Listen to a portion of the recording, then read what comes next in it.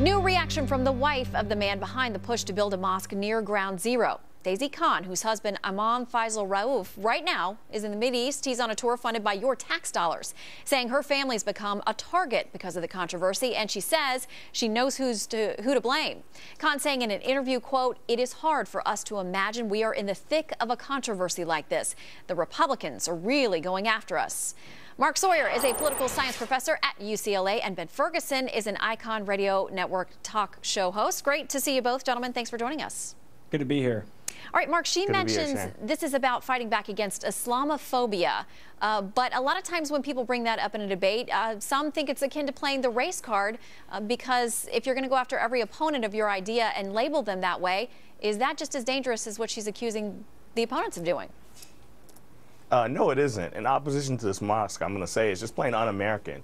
In America, we don't believe in collective responsibility, and these people have no responsibility for what happened in 9/11. We don't blame all Christians for the KKK or skinheads or even the actions of someone like Timothy McVeigh. And there's no reason why these people who've worked all their lives to promote moderate Islam and connections with Jews and Christians and people all over the world, Mark, and are doing a good job with their community, it should not be able to have a mosque in lower Manhattan that's no closer to Ground Zero than a strip club. Ben, they say it's going to be interfaith discussion and dialogue.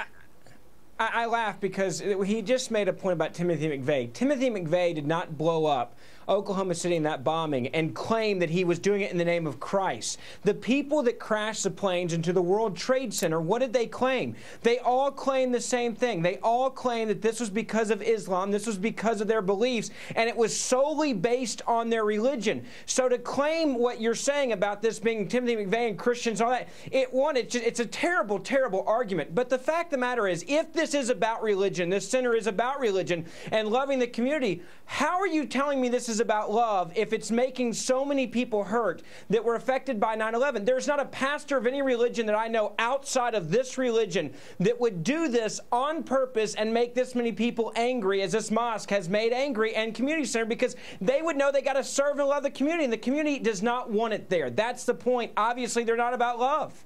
Mark, I mean, so much passion on both sides of this, and you can understand why people would be emotional on both sides. Do you see the other side of this?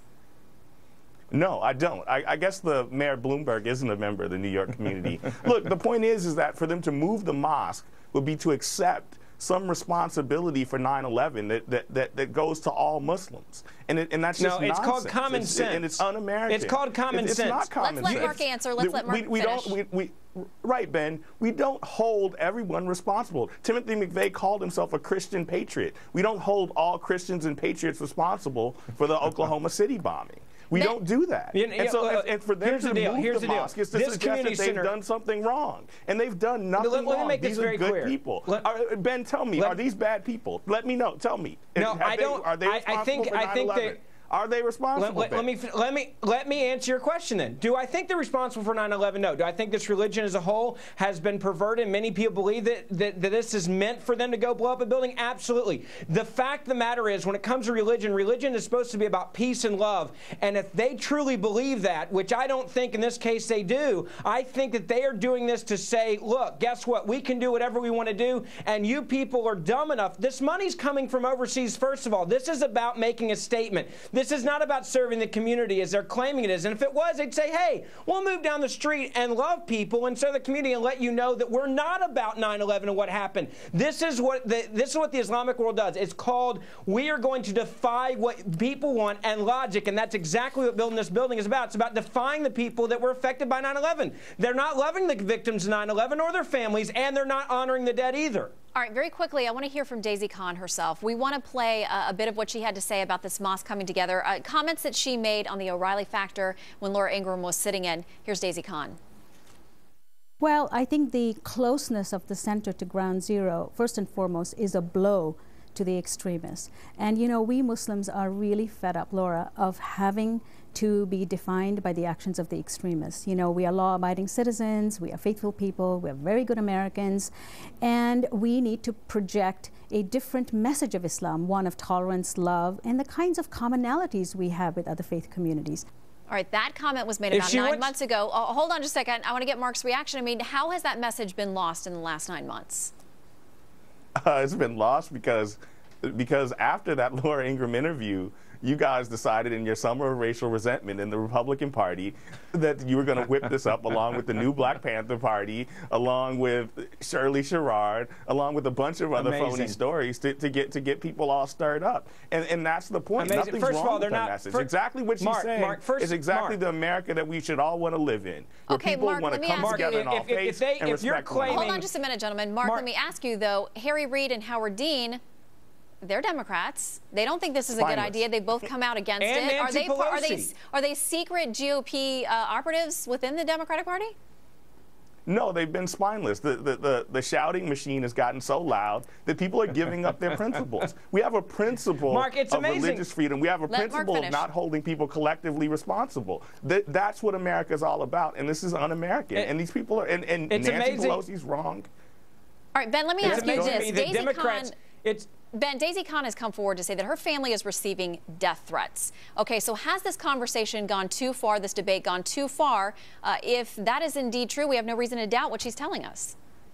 Look, we see death threats happen all the time. I get them as a talk show host. Many others get them all the time. There are people out there that are crazy. We know this. But she said something that I thought was very important that she said on the O'Reilly Factor, and that was that we are not a part of this extremist group. Well, if you're not an extremist, then why are you being so extreme and so bullheaded and stubborn to put a mosque in a place that people of all backgrounds, of all political parties, of all religious views, and some that have no religious views are saying this is just the wrong place and the wrong time to do this? That's my only question to her. Don't be an extremist then. Be a realist and look at what Nancy Pelosi and Harry Reid and others have said that are being smart about this. They even get it. This isn't a political issue. This isn't the Republican Party, and that's a cop-out for her to claim it. There are people on both sides that say, this is the wrong place to do this and the wrong time to do it. We're not saying don't build it all, just don't build it here. But she is an extremist, and that's the reason why this is happening. And Mark, across the board, we do see in polling from a number of outlets that most Americans agree there is a right for these folks to build there on private property. But as Ben pointed out,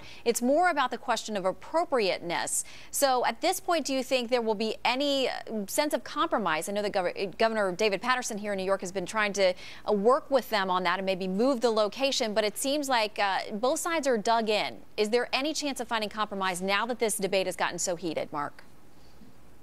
I don't know. I mean, I think I just worry about the idea of them making this compromise suggests that they recognize that their group bears some responsibility for a bunch of fanatics that are running around, using Islam for their political purposes and committing horrific acts of violence that they have nothing to do with and that they repudiate any chance you ask them.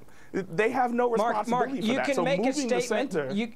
Ben, quickly wrap us up. Mark, you can make a statement that you're not a part of this by showing love to the community and saying, we're not extremists, we get it, and we're going to move it because we want to serve the community. She is an extremist, and she does want this to be there, and she wants to pour salt in the wounds of so many affected by it, and she's defiant about it, and she'll back it up, and you know what? That's her point of view. It's just sad because she's not going to get anybody to come to the community center on love, that's for sure. All right, gentlemen, Mark and Ben, great sides, great points on both sides. It's a debate that will continue. Thank you both for joining in.